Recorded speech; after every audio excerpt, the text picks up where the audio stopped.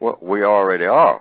You know, when you're on the slave ship, I mean, you are part of the slave system, and the whole world is a slave ship, being dictated, you know, to by the people who believe in white supremacy.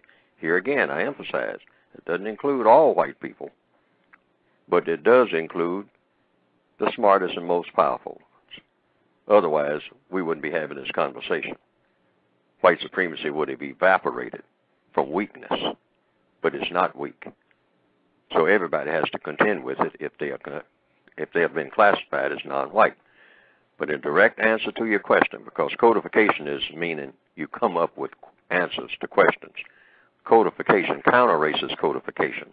The races have a code, and in order to eliminate racism and replace it with justice, you have to have a precise code and consistent of words, and you deal, because they deal with words.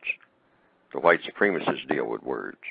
So anyone who's opposed to racism has to know how the words are used, and you counteract these words with words and definitions of words, and you do that primarily by asking questions.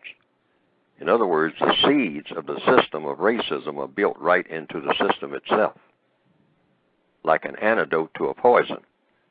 When you take a vaccination, you're actually putting the poison into your system, but you're putting it in there in such a way that it begins to counteract any further expansion of that poison, and up to a point, it will eliminate the poison to be effective. It's the same thing. It's the same yin and yang principle. Everything in the universe is about cause and effect. And counter-racist logic is about countering racism.